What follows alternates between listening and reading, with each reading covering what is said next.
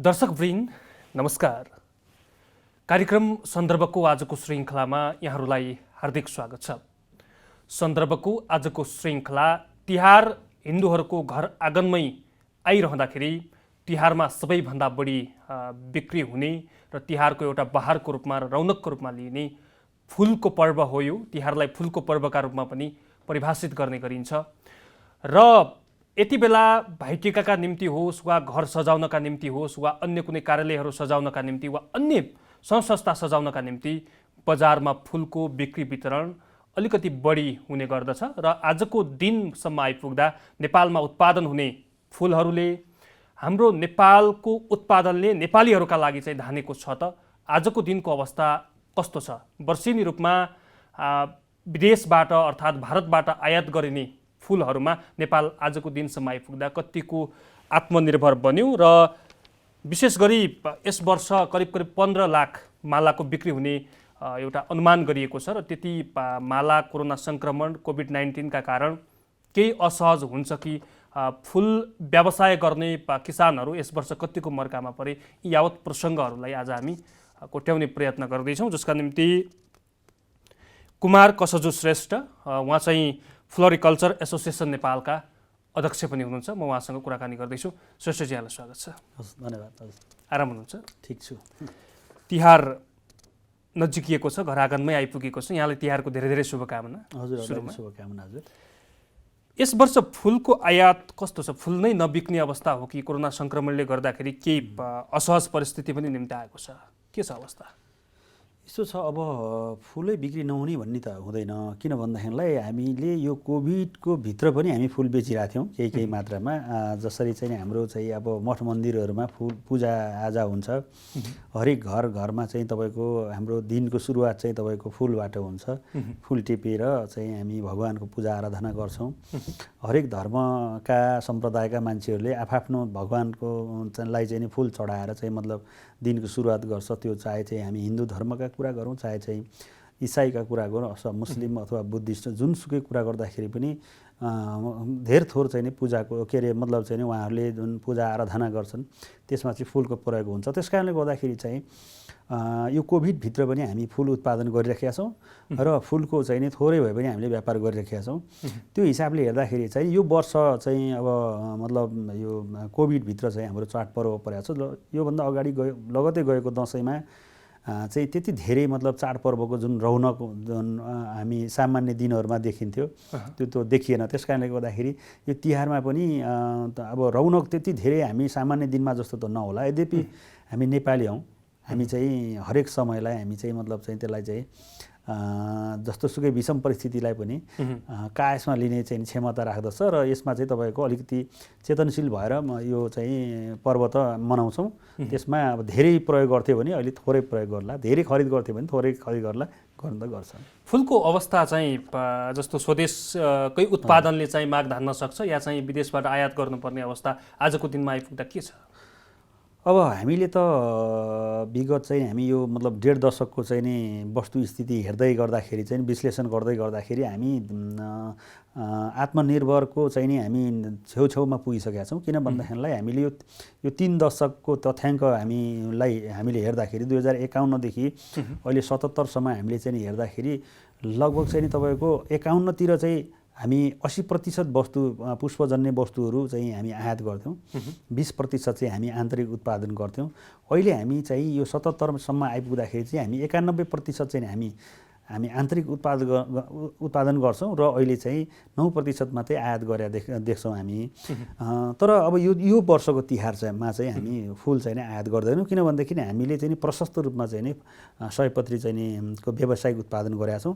त्यो कारणले गर्दाखेरि 2077 को कोभिडको कारणले गर्दाखेरि फुलको माग पनि कम छ। किनभने यो वर्ष चाहिँ 15 लाख माला मात्रै चाहिँ तपाईँको देशभरिको माग छ। त्यो हुनाले चाहिँ हामी गत वर्ष हामीले चाहिँ 22 लाख माला उत्पादन गरेका थियौँ। 25 लाख मालाको माग हुँदाखेरि 3 लाख माला नपुगेर हामीले चाहिँ बाहिरबाट आयात गर्नको लागि चाहिँ हामीले चाहिँ व्यवस्था गरेका थियौँ। भन्नेखेरिलाई यो वर्ष चाहिँ नि हामीले 15 लाख मालाको चाहिँ नि डिमान्ड छ र 15 लाख माला हाम्रो देशभित्रै उत्पादन छ।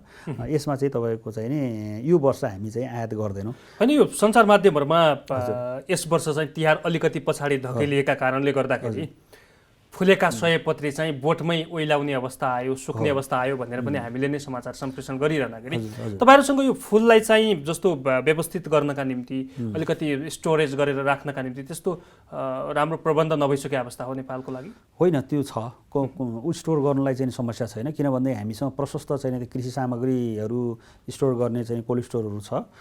त्यसलाई चाहिँ उपयोग गर्नु पर्यो, हामीले टेक्नोलोजीलाई उपयोग गर्नुपर्ने। अहिले पनि हामी कृषि उद्यमीहरू चाहिँ तपाईँको चाहिँ नि यो प्रविधि मैत्री छैन, प्रविधिसँग चाहिँ नि हामी अभ्यस्त छैनौँ क्या। त्यस कारणले गर्दाखेरि चाहिँ नि हामीले जस्तो फुललाई चाहिँ नि हामी अब तिहारभन्दा चाहिँ 1 हप्ता अथवा 15 दिन अगाडि फुल फुल्यो। यस वर्ष हो के अरे अधिक मासको कारणले गर्दाखेरि तिहार चाहिँ नि लगभग 22 दिन पछाडि धकेलियो। त्यो 22 दिन पछाडि धकेलिँदाखेरि चाहिँ हामीले हामीले सुरुदेखि नै त्यसको व्यवस्थापन गर्नुपर्छ। 22 दिन पछाडि धकेलिँदाखेरि चाहिँ 22 दिन पछाडि रोप्ने हो त्यो फुल। 22 दिन पछाडि रोप्दाखेरि त्यो ठ्याक्कै त्यही समयमा फुल्छ होइन। त्यस कारणले गर्दा सुरुदेखि नै हामीले तपाईँको त्यो खालको एउटा टेक्नोलोजीमा हामीले चाहिँ प्रयोग गर्नु पर्यो। र मानौँ अब छिटै फुल फुलेछ भने पनि त्यसलाई चाहिँ हामीले कोल्ड रुममा चाहिँ नि कहिलेकाहीँ चाहिँ पुष्प व्यवसायहरूले उत्पादन गरेका फुलहरू टाइममा खरिद नभइदिँदाखेरि चाहिँ त उनीहरूले वर्षै नै घाटा बेहोर्नु पर्ने एउटा अर्को समस्या पनि छ, एउटा जटिल समस्या पनि बनिएको छ। त्यसलाई अलिक व्यवस्थापन गर्न अलिक चुनौती हो कि वा चाहिँ हामीले सक्ने जति पनि नगर्न सके हो के हो? होइन, हामीले चाहिँ जस्तो चाहिँ नि कोल्ड रुमहरू चाहिँ हामीले बनाएका छौँ, धेरै ठाउँमा हामी कोल्ड रुम बनाएको छौँ। हामीले फुल राख्नको लागि मात्रै पनि कोल्ड रुम हामीले निर्माण गरेका छौँ। तर देशभरि विभिन्न ठाउँमा चाहिँ कृषि सामग्रीहरू चाहिँ तपाईँको कोल्ड स्टोर गर्ने चाहिँ तपाईँको कोल्ड स्टोरहरू छ, ठुल्ठुला कोल्ड स्टोरहरू छ। त्यसमा चाहिँ हामीले उपयोग गर्नु पर्यो, त्यसको प्रविधिहरूको उपयोग गर्नु पर्यो एउटा कुरा। अर्को कुरा चाहिँ के छ भन्दाखेरिलाई फुलको लाइफ चाहिँ नि तपाईँको बढाउनको लागि चाहिँ जस्तो चाहिँ तपाईँको कोल्ड स्टोरमा राख्यो भन्दाखेरि तपाईँको 15 देखि 21 दिन भनेको 2 हप्तादेखि 3 हप्तासम्म फुलको चाहिँ तपाईँको आयुलाई लम्ब्याउन सकिन्छ। यो कुरा चाहिँ हाम्रो किसानहरूलाई अलिकति जानकारी नभएर पनि हुनसक्छ। र जानकारी चाहिँ आवश्यक पर्दाखेरि त हाम्रो एसोसिएसनको चाहिँ तपाईँको वेबसाइटमा मजाले भिजिट गर्न सक्नुहुन्छ। वेबसाइटको कार्यालयमा हाम्रो वेबसाइटको के अरे मतलब फ्यानको चाहिँ सचिवालयमा चाहिँ तपाईँको सम्पर्क गरेर हामीसँग फुल चाहिँ नि छिटै उत्पादन भयो अथवा चाहिँ बेसी सिजनमा उत्पादन भयो, यसलाई के गर्ने भन्ने कुराहरू चाहिँ आयो भनेदेखि त नियमित बजार त छँदैछ होइन। अनि चाहिँ नियमित बजारमा नजाने हो भनेदेखिलाई त्यसलाई चाहिँ नि 15 देखि 21 दिन चाहिँ नि तपाईँको त्यसको आयु लम्ब्याउन सकिन्छ कोल्ड स्टोरमा राखेर। त्यो चाहिँ प्रविधिको प्रयोग गर्नु पर्यो। त्यो प्रविधिको विकास भएको छ, यहाँ प्रविधि जडान पनि भएको छ, त्यसलाई उपयोग गर्नु पर्यो भन्ने। कतिपय कृषकहरूलाई चाहिँ हाम्रो अन्तर्वार्ता सुनिरहँदाखेरि जस्तो यो फ्लोरिकल्चर एसोसिएसन नेपालले खास के गर्छ त भन्ने किसिमको एउटा जिज्ञासा पनि होला। तपाईँहरूले चाहिँ पुष्प व्यवसायका निम्ति गर्ने कामहरू के हुन् सरसर्ती भन्दा? हामीले चाहिँ अब हाम्रो पुष्प व्यवसायहरू जो देशभरि छरिएर बसिरहेको छ उहाँहरूलाई हामीले सबभन्दा पहिला हामी सङ्गठित गर्छौँ र उहाँहरूको चाहिँ जुन लगानी छ, उहाँहरूले गर्नुभएको लगानी छ, त्यो लगानीको सुरक्षाको लागि र उहाँहरूको पुष्प व्यवसायभित्र परेका समस्याहरूको विषयमा चाहिँ सरकारसँग चाहिँ तपाईँको छलफल गरेर एउटा एक खालको चाहिँ हामी यो लबिङ गर्छौँ, जसको उहाँहरूको हितको लागि लबिङ गर्छौँ एउटा कुरा। अर्को कुरा भनेको चाहिँ अहिले विश्वमा चाहिँ के खालको चाहिँ तपाईँको फ्लोरिकल्चर उद्योगमा के खालको चाहिँ नि मतलब प्रविधिको विकास भयो अथवा कुन प्रजातिको फुलको विकास भयो, नयाँ प्रजाति के आए, तपाईँको विश्व बजारमा अहिलेको फुलको ट्रेन्ड के छ, यी सबै कुराहरू चाहिँ हामी चाहिँ विश्व बजारबाट चाहिँ तपाईँको सूचना सङ्कलन गर्ने र चाहिँ तपाईँको हाम्रो व्यवसायहरूलाई चाहिँ हामीले सूचना सम्प्रेषण गर्ने। त्यस पछाडि अर्को चाहिँ अहिलेको बजारको स्थिति के छ त्यो डिमान्डको र सप्लाईको अवस्था होइन। अब कन्ज्युमरहरूको चाहिँ तपाईँको रुचि परिवर्तन भइराखेको हुन्छ, त्यो बारेमा चाहिँ हाम्रो उत्पादकहरूलाई थाहा हुँदैन।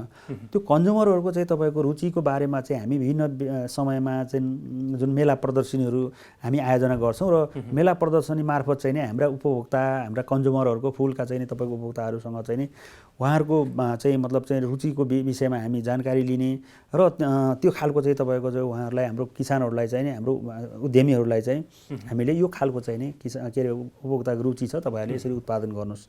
यो समयमा चाहिँ तपाईँको जस्तो अहिले अधिक मासको कुरा गऱ्यौँ नि, अधिक मास चाहिँ तपाईँको चाहिँ नि आएको भन्ने कुरा त हामीलाई त वर्ष दिन अगाडि नै थाहा छ नि त होइन। क्यालेन्डर आइसकेपछि अधिक मास रहेछ भन्ने थाहा छ।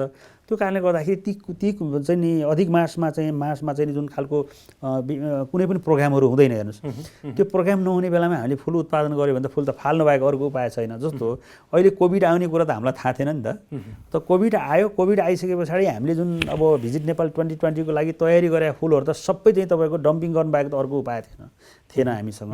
यद्यपि यस्तो अवस्थामा पनि तपाईँको चाहिँ नि व्यवस्थितसँग चाहिँ नि बजारमा चाहिँ किसान हाम्रो चाहिँ नि सदस्य साथीहरूलाई चाहिँ तपाईँको farm to home home to farm गर्नको लागि जुन समस्या भएको थियो त्यस्ता समस्याहरूलाई पनि चिर्नको लागि हामीले सरकारसँग विभिन्न चाहिँ चरणमा छलफल वार्ता गरेर मतलब चाहिँ त्यसका त्यो मतलब चाहिँ सुविधाहरू दिलाउने चाहिँ कामहरू चाहिँ नि फ्लोरिकल्चर एसोसिएसनले गरिरहेको छ। ठिक छ, हामी तिहारको यो बिचमा चाहिँ फुलको बारेमा जस्तो तपाईँले भन्नुभयो नेपालको उत्पादनले करिब करिब 91% भन्दा बढी मागलाई धानेको अवस्था छ।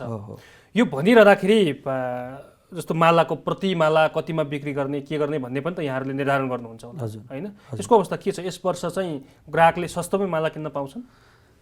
होइन, सस्तो भन्दाखेरि अब सस्तो त के भन्नु, तर चाहिँ नि के हो भन्दाखेरिलाई बजारमा जुन वस्तुको मूल्य वृद्धि जसरी हुन्छ त्यसरी नै फुलको नि मूल्य वृद्धि हुने हो। तर चाहिँ नि अस्वाभाविक ढङ्गले चाहिँ तपाईँको हामी फुलको मूल्य वृद्धि हुन दिँदैनौँ। अरू जस्तो चाहिँ तरकारी फलफुलमा चाहिँ एक खालको चाहिँ सिन्डिकेट छ त्यहाँ होइन, अब त्यो चाहिँ व्यापारीहरूको हातमा छ। त्यहाँ चाहिँ तपाईँको चाहिँ नि आज एउटा दर रेट हुन्छ, भोलि अर्को दर रेट हुन्छ। त्यो चाहिँ हामी हुन दिँदैनौँ। किन भन्दाखेरिलाई उत्पादकले चाहिँ तपाईँको कम्तीमा पनि 40 देखि 45 रुपियाँ चाहिँ तपाईँको मूल्य पाउनुपर्छ उसले बाँच्नको लागि। उसले व्यवसाय व्यापारीलाई चाहिँ बिक्री गर्ने मूल्य, व्यापारीलाई बिक्री गर्ने मूल्य भयो। अब व्यापारीले बिचमा जुन खालको उसले भ्यालु एडहरू जस्तो ढुवानीका कुराहरू हुन्छ त्यसमा चाहिँ अलिक मतलब चाहिँ ढुवानी गर्दाखेरि त्यसको क्षतिहरू हुन्छ। त्यो त पेरिसेबल गुड्स नभयो होइन, त्यसमा केही क्षति हुनु जान्छ। ती सबै कुराहरूलाई चाहिँ तपाईँको आफ्नो चाहिँ ओभरहेडहरू जोडेर 60 देखि 70 रुपियाँ जुन एउटा मतलब गुणस्तर मालाको गुणस्तर हेरेर 60 देखि 70 रुपियाँसम्म। कहिलेकाहीँ हामीले कृत्रिम मालाहरू किन्दाखेरि चाहिँ 15 रुपियाँ 20 रुपियाँ 25 रुपियाँसम्ममा पनि किन्ने गरेका छौँ बजारमा जाँदा।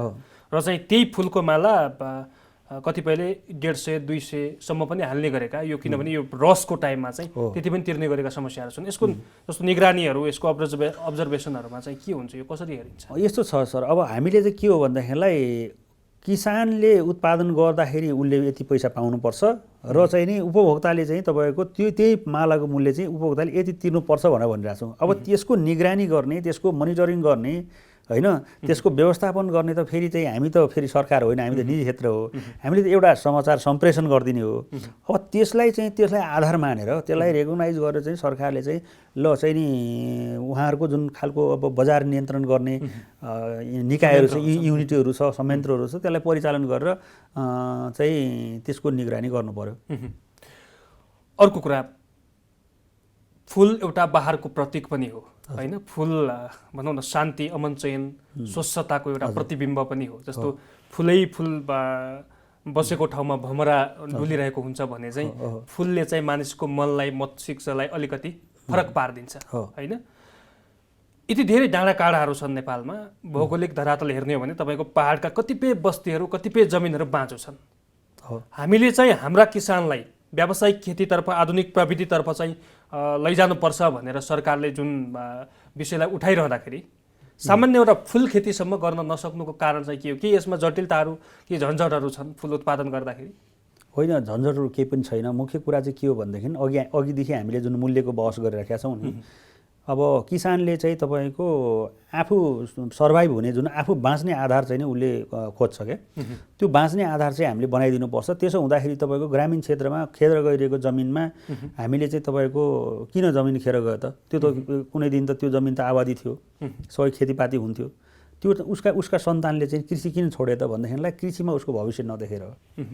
कृषि उत्पादन जुन किसानले कृषि उत्पादन गर्छ उसले उसको पुस्तौँ पुस्ता त्यही जमिनमा चाहिँ तपाईँको चाहिँ नि कृषि गर्दा गर्दा ऊ सिद्धियो क्या। त्यस कारणले गर्दाखेरि अहिलेको पुस्ता चाहिँ त्यो उसको पुस्ता के अरे 10औँ पुस्ता त्योभित्र चाहिँ तपाईँको पलायन भए सिद्धियो, तर चाहिँ तपाईँको उसको आर्थिक समृद्धिको कहिले पनि उसले सपना देख्ने चाहिँ तपाईँको अधिकार पनि पाएन क्या। त्यस कारणले गर्दाखेरि चाहिँ अब अहिले विदेशीका मान्छेहरू छन्, युवाहरू छन् जुन छ खाडी मुलुकमा धेरै जसो चाहिँ नि काम गर्नको लागि चाहिँ तपाईँको श्रम के अरे उसको चाहिँ तपाईँको भिसा लिएर गएको मान्छेहरू 80% मान्छे चाहिँ नि त्यो गाउँघरका चाहिँ तपाईँको किसानका छोराछोरी हुन्। त्यस कारणले गर्दाखेरि के भने तिनीहरूले किन आफ्नो कृषिमा भविष्य देखेन त भन्देखिलाई जतिखेर हाम्रो यहाँ उत्पादन हुन्छ, बजारमा लाने बेला हुन्छ, त्यतिखेर चाहिँ तपाईँको चाहिँ नि सुविधा सम्पन्न मुलुकको सुविधा सम्पन्न नागरिकहरूले उत्पादन गरेको वस्तु चाहिँ यहाँ आएर उसँग हामीले प्रतिस्पर्धा गर्नुपर्ने हुन्छ। जबकि हामी चाहिँ सुविधा नै केही छैन, हामी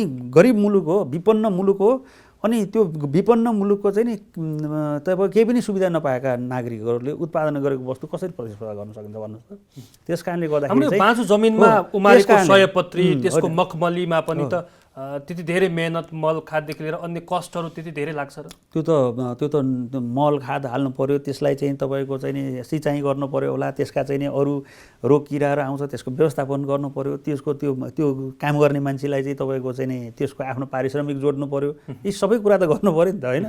यहाँ त के छैन, यहाँ त कस्तो भन्दाखेरि हाम्रो देशमा त आज मलको चाहिँ तपाईँको बहस गरेको 10 महिना भयो, अहिलेसम्म एक गेडो मल देशमा छिरेको छैन। अनि तपाईँको के हालेर फुल फुलाउँछ हामीले? त्यस कारणले गर्दा यस्ता धेरै समस्याहरू छ। मैले भनेको हामी चाहिँ नि तपाईँको एकदम चाहिँ त्योभन्दा के अरे विपन्न देशको विपन्न नागरिक भने केही पनि सुविधा छैन, हामी कुनै पनि सुविधामा प्रिभिलेज छैनौँ क्या। अनि त्यस पछाडि हाम्रो त्यो लागत जोड्दाखेरि चाहिँ अन्य मुलुकको उत्पादनसँग प्रतिस्पर्धा गर्नलाई केही समस्या पर्ने भयो। अब त्यो प्रतिस्पर्धा चाहिँ तपाईँको हामीले चाहिँ प्रतिस्पर्धा गर्नको लागि त अब केही पनि सुविधा नभएको देशमा उत्पादन भएको वस्तु, सारा सुविधा भएको देशमा उत्पादन वस्तुसँग प्रतिस्पर्धा गर्न सक्छौँ त भन्नुहोस् न। तपाईँलाई आज चाहिँ तपाईँको सचिन तेन्दुलकरसँग चाहिँ तपाईँ क्रिकेट खेल्नु पठायो भने तपाईँ खेल्न सक्नुहुन्छ त? ऊ त सारा सम्पूर्ण कुरा चाहिँ उसँग ज्ञान छ, उसँग सिप छ, सारा दुनियाँ छ र भयो त होइन। अनि हो हामीसँग भइरहेको कुरो त्यही छ क्या। जति कृषि उत्पादन आज किन चाहिँ नि बाटोमा के अरे दुध फाले, किन चाहिँ तपाईँको चाहिँ नि तरकारी खेतीमा किन डोजर चलाए, किनभनेदेखि उसको फ्रस्ट्रेसन हो क्या त्यो। किनभने ऊ त प्रतिस्पर्धा गर्न सक्दैन बाबा, त्यो संरक्षण गर्नु आफ्नो देशमा उत्पादन गरेको, हाम्रो देशमा उत्पादन गरेको वस्तु हाम्रो देशमा चाहिँ बिक्री गर्ने चाहिँ तपाईँको अधिकार खोसिन्छ भने हाम्रो देशमा उत्पादन भएको वस्तु जसरी भारतीय वस्तु आएर नेपालमा हामीसँग हाम्रो बजारमा चाहिँ उसले बेचिराखेको छ, हाम्रो वस्तु भारतमा लगेर बेच्ने अधिकार छ, हामीलाई दिलाउन सकिन्छ अधिकार। अनि हाम्रो आफ्नो देशमा चाहिँ एक त त्यहाँको बजारसँगै प्रतिस्पर्धा होइन, हाम्रो आफ्नै देशको बजारमा त हामीले बिक्री गर्न पाउँदैन भने अर्काको बजारमा बिक्री गर्न दिन्छ त? त्यो कारणले गर्दाखेरि चाहिँ तपाईँको किसानहरूले निरन्तर रूपमा उत्पादन गर्दैनन्। यस वर्ष 40 रुपियाँ 45 रुपियाँ चाहिँ माला किसानलाई यदि चाहिँ हामीले एउटा मालाको पैसा दिने यदि हो भनेदेखि अर्को वर्ष तपाईँको चाहिँ माला उत्पादन गर्नुहोस् भन्नै पर्दैन क्या, बुझ्नु होइन? उसो आफैले उत्पादन गर्छ। त्यो हिसाबले चाहिँ उसका अब गाउँघरमा कुना कन्दरामा भएका बाँझो जमिनमा फुल खेती गर्छ। उसले चाहिँ विदेशमा गएर अर्काको चाहिँ तपाईँको देशमा 50-55 डिग्रीको तापक्रममा चाहिँ तपाईँको रगत चाहिँ पसिना बगाउँदैन कि आफ्नै देशमा बगाउँछ। हामी त के भन्दाखेरि हामीले उत्पादन गरेको वस्तुको चाहिँ नि राज्यले समर्थन मूल्य तोक्नु पर्यो, राज्यले त्यसको चाहिँ उत्पादन भएको वस्तुको चाहिँ वर्षाइकरण गर्ने ग्यारेन्टी लिनु पर्यो। फुलहरूको नि कस्तो हुन्छ, तपाईँहरूले चाहिँ वर्षै पिक्से वा जति बेला चाहिँ जुन सिजनमा उत्पादन भएको छ त्यतिखेरै किन्न सक्ने सामर्थ्य राख्नुहुन्छ वा चाहिँ यो सिजनेबल अनुसार चाहिँ यसको खरिद बिक्री हुन्छ, के छ अवस्था? यस्तो छ हाम्रो चाहिँ जस्तो अब सयपत्रीको माला तिहारको लागि 15 लाख माला चाहियो किसानहरूलाई चाहिँ तपाईँको हामीले जेठ असारदेखि तयारी गराउने हो। 15 लाख माला चाहिँ नि चाहिँ उत्पादन गर्नुपर्छ तिहारको लागि भनेर, बुझ्नु भएन?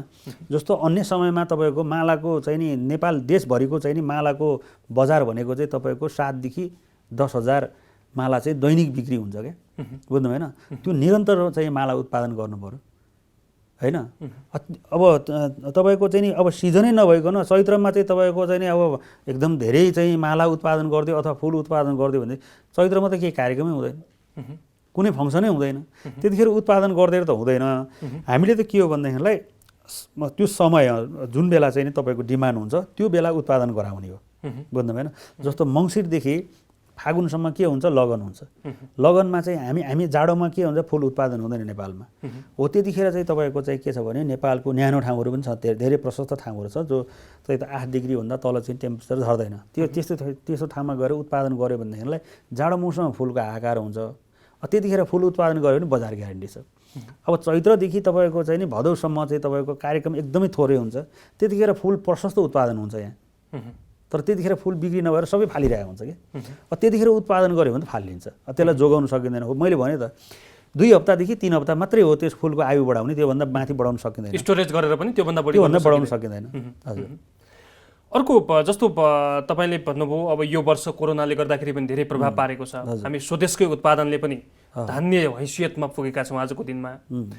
निरन्तर चाहिँ यसको माग बढ्दै जाँदाखेरि पनि किसानहरूलाई पनि अझ यसमा सशक्त पार्नु पर्ला। सरकारबाट यहाँको अपेक्षा चाहिँ के हो खासमा सरकारले यो स्ट्राटेजी यो रणनीति बनाइदिएको भए अझ चाहिँ हाम्रा कृषकहरू पुष्प व्यवसायतर्फ आकर्षित हुन सक्थे भन्ने कुनै त्यस्तो बुदाहरू छ तपाईँहरूसँग? होइन, यस्तो छ, हामीले त्यही परिकल्पना गरेर 2063मा चाहिँ पुष्प प्रवर्धन नीति चाहिँ ड्राफ्ट गऱ्यौँ र 2069मा आएर चाहिँ तपाईँको त्यति क्याबिनेटले चाहिँ पुष्प प्रवर्धन नीति पास गर्यो र 71बाट हामीले कार्यान्वयन गऱ्यौँ। त्यो 4 वर्ष हामीले कार्यान्वयन गऱ्यौँ। 5 वर्षको कार्यक्रम थियो त्यो। 5 वर्षभित्र चाहिँ काम गर्नुपर्ने 39 लाख चाहिँ तपाईँको बजेट एलोकेट थियो। तर चाहिँ के छ भने त्यसका जुन कार्यान्वयन गर्ने निकायहरू जुन छ त्यतिखेर चाहिँ जसलाई जिम्मेवारी तोकियो त्यतिखेर ती निकायहरूले काम गरेनन् र 2074-75सम्म चाहिँ नि तपाईँको हामीले फ्लोरिकल्चर एसोसिएसनले सानसानो एउटा मोडल कार्यक्रमहरू पाइलोटिङ गऱ्यौँ। त्यो कार्यक्रमले धेरै राम्रा चाहिँ नि मतलब चाहिँ प्रभाव पारे होइन। विशेष गरिकन टेक्नोलोजी अपग्रेडिङमा फ्लोरिकल्चर धेरै अगाडि बढ्यो र सरकारले त्यही फ्लोरिकल्चरको चाहिँ तपाईँको टेक्नोलोजी अपग्रेडिङमा धेरै अगाडि बढिसके पछाडि सरकारले त्यसलाई चाहिँ तपाईँको त्यसको चाहिँ रेप्लिकेट गरेर अहिले चाहिँ कृषि क्षेत्रमा हेर्नुहोस् न ग्रिन हाउसहरू कति जडान भयो। टप भेन्ट ग्रिन हाउस त्यो त सरकारले ल्याएकै थिएन नि त, हामीले ल्यायो भने त पहिला सुरुमा। त्यस्ता कार्यक्रमहरू हामीले मोडलहरू तयार गऱ्यौँ र त्यसमा कार्यान्वयनमा लग्यौँ र चाहिँ राम्रा चाहिँ पक्षहरू देखिए हो। हामीले के भन्नु खोजेको भन्देखिलाई राज्यले तपाईँको चाहिँ नि राज्यले त त्यसको यो भनौँ न यो उद्योगमा चाहिँ नि के चाहिँ समस्या छ भन्दाखेरि त्यो राज्यलाई थाहा हुने कुरा होइन क्या। त्यो चाहिँ जसले त्यो काम गरिरहेको छ उसलाई थाहा हुन्छ क्या। त्यो सरकारवालासँग छलफल गर्ने र कस्तो कार्यक्रम डिजाइन गर्ने। वार्षिक कार्यक्रम त आउँछ नि त, नीति कार्यक्रम आउँछ, यो वर्षको लागि के कार्यक्रम गर्ने, अर्को अब आउने वर्षको लागि के कार्यक्रम गर्ने भन्ने कुरा त त्यो खालको एउटा चाहिँ नि छलफल हुनु पर्यो। सरकारवालासँग बसेर छलफल गरेर कार्यक्रम डिजाइन गरेर बल्ल कार्यक्रम लाँदाखेरि अनि बल्ल सक्सेस हुन्छ। यहाँ त के भइदियो भनेदेखि तपाईँ सरकार, म किसान, म किसानको लागि तपाईँले कार्यक्रम बनाइदिनुहुन्छ। अब म किसानलाई के चाहिरहेको छ तपाईँलाई के थाहा हुन्छ? अहिले त 3 तहको सरकार अहिले त्यही कारणले गर्दाखेरि के भयो भनेदेखि पुष्प प्रवर्धन कार्यक्रम के अरे त्यो सङ्घीय सरकार मतलब अहिले चाहिँ 3टा सरकार 3 तहको सरकार भए। त्यतिखेर चाहिँ नि केन्द्रीय सरकार मात्रै थियो, अरू सरकार थिएन। अनि केन्द्रीय सरकारले बनाएको जुन पुष्प प्रवर्धन नीति आज प्रदेश सरकारले त्यो पुष्प प्रवर्धन नीतिलाई चिन्दैन अनि स्थानीय सरकारले पुष्प प्रवर्धन नीतिलाई चिन्दैन। सङ्घीय सरकारले पनि अब पुष्प प्रवर्धन नीतिलाई चिन्दैन। किन चिन्दैन भनेदेखि अब त्यसका कार्यान्वयन गर्ने जुन सङ्घीय सरकार पहिला सङ्घीय सरकार कार्यान्वयन गर्थ्यो, अब कार्यान्वयन गर्ने चाहिँ प्रदेश सरकार र चाहिँ के अरे स्थानीय सरकार। अब त्यो त्यो पुष्प प्रवर्धन नीति चाहिँ नि रिफर्म गरेर तल लग्यो भएदेखि त्यो कन्टिन्यू जान्थ्यो। 2074-75मा सम्म आयो, त्यसपछि 75-76, 76-77, 77-78 3 वर्ष भयो अहिलेसम्म पुष्प प्रवर्धन नीति। यसको मतलब स्थानीय तहसँग प्रदेशसँग चाहिँ कुनै पनि कोर्डिनेसन छैन। यो पुष्प व्यवसाय गर्ने किसानहरूलाई प्रोत्साहन गर्ने भन्ने केही पनि छैन। होइन, हामी त एकदमै तयार थियौँ त्यतिखेर जस्तो 3 तहको सरकार बन्यो। अब हामी चाहिँ नि के अरे सङ्घीय सरकारसँग नीति निर्माण गर्ने, अध्ययन अनुसन्धानमा बहस पैरवी गर्ने केन्द्रीय सरकारसँग के अरे सङ्घीय सरकारसँग गर्ने, प्रदेश सरकारसँग चाहिँ तपाईँको उत्पादित वस्तुहरूको चाहिँ नि प्रवर्धनको लागि यो बजारीकरणको लागि हामीले प्रदेश सरकारसँग चाहिँ काम गर्ने र स्थानीय सरकारसँग विशेष गरेर चाहिँ उत्पादनसँग काम गर्ने। हामी त एकदम लाइन क्लियर छ हाम्रो।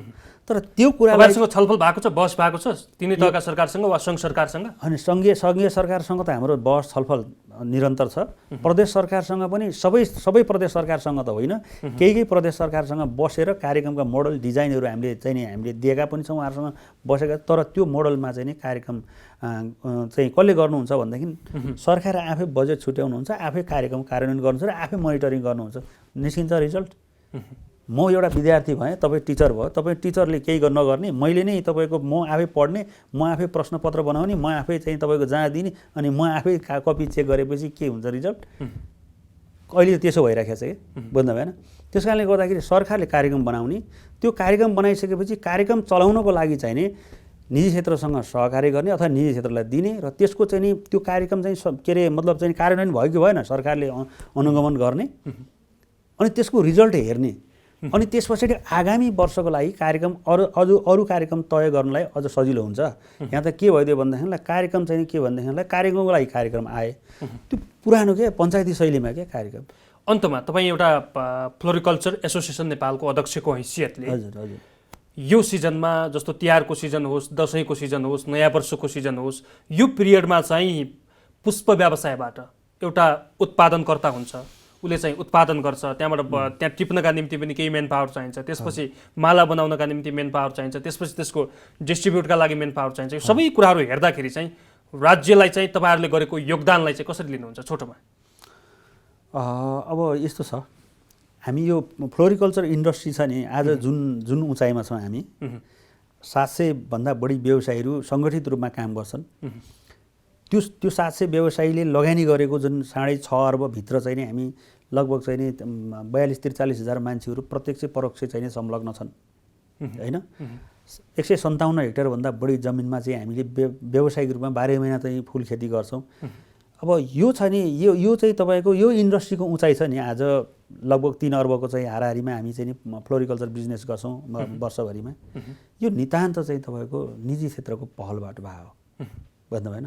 राज्यको संलग्नता भनेको 2071 मा पुष्प प्रवर्धन नीति आइसके पछाडि बल्ल 10 करोड 90 लाख रुपियाँ पैसा राज्यले लगानी गरेको छ त्यतिखेर प्रति हामीले देखेको।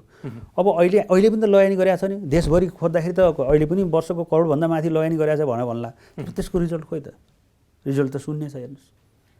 त्यस कारणले गर्दाखेरि हामीले गरेको योगदानको विषयको कुरा गर्ने हो भने राज्यले त केही पनि गरेको छैन फ्लोरिकल्चर इन्डस्ट्रीमा त, यो त सबै निजी क्षेत्रको पहल कदमी हो। त्यस कारणले गर्दाखेरि चाहिँ के भने हामी त अझै पनि राज्यसँग सहकारी गर्नु, राज्यको सक्रियता त्यति देखिएन होइन। अहिले पनि हामी सरकार होइन, फेरि यो मैले भन्नु खोजेको यो कुरा होइन कि निजी क्षेत्रले मात्रै गरेर चाहिँ नि हुन्छ त भन्ने कुरा होइन, हुँदैन। त्यही भएर त आज चाहिँ नि यो 3 दशकको चाहिँ फ्लोरिकल्चर इन्डस्ट्री चाहिँ जम्प हानेर आज चाहिँ हामी चाहिँ नि खर्बको बिजनेस गर्नु पर्थ्यो हैन। यहाँ हजारौँ लाखौँ मान्छेले रोजगारी पाउनु पर्थ्यो, किन विकास भएन त? आज 2055 सालमा के अरे बङ्गलादेशमा नेपालले फुल बेच्न जान्थ्यो, त्यहाँ फुल भन्ने कुरा चाहिँ नेपालमा फुलेको फुल बङ्गलादेशीहरू हेर्दा अचम्म मान्थे। आज बङ्गलादेश चाहिँ फ्लोरिकल्चर इन्डस्ट्रीमा आत्मनिर्भर भएर आज चाहिँ नि वर्षको चाहिँ तपाईँको त्यही 10औं अर्बको चाहिँ नि टाकाको चाहिँ तपाईँको फुल चाहिँ नि विदेश निर्यात गर्छ। किनभनेदेखि जहाँ राज्यले चाहिँ नि तपाईँको चाहिँ नि प्राथमिकतामै राखेको छैन क्या, राज्य उदासीन छ क्या फ्लोरिकल्चर। अहिले पनि हेर्नुहोस्, गत वर्षको चाहिँ सरकारले के भन्यो, गत वर्ष भन्दाखेरिलाई यो पुष्प भनेको त तपाईँको यो त विलासी वस्तु हो भन्थ्यो। कसरी विलासी वस्तु हो, कसरी विलासी वस्तु? जबकि दिनकै सुरुवात चाहिँ तपाईँको पूजापाठमा चाहिँ नि फुलको चाहिँ नि प्रयोग गरेर कसरी विलासी हो? यस्ता चाहिँ तपाईँको चाहिँ नि नकारात्मक चाहिँ तपाईँको सन्देशहरू चाहिँ दिन्छन्। त्यस कारणले गर्दाखेरि चाहिँ अझै पनि हामी के भनेका छौँ, सहकार्य हामी गर्छौँ, सहकारी गर्नु तयार छौँ भनिराखेका छौँ हामीले। हस्, यहाँको व्यस्त समयका लागि म धेरै धेरै धन्यवाद दिन चाहन्छु। यहाँलाई धेरै धेरै धन्यवाद। दर्शकवृन्द, कार्यक्रम सन्दर्भको आजको श्रृङ्खलामा नेपालमा फुलको उत्पादन, मालाको बिक्री वितरण र पुष्प व्यवसायहरूलाई प्रोत्साहन गर्नका निम्ति सरकारले गर्नुपर्ने क्रियाकलाप र सरकारले देखाउनु पर्ने सक्रियताका विषयमा आधारित रहेर कुराकानी गऱ्यौँ। आजका लागि सन्दर्भको समय सकिएको छ। खेम्बम बिदा हुन्छु। नमस्कार।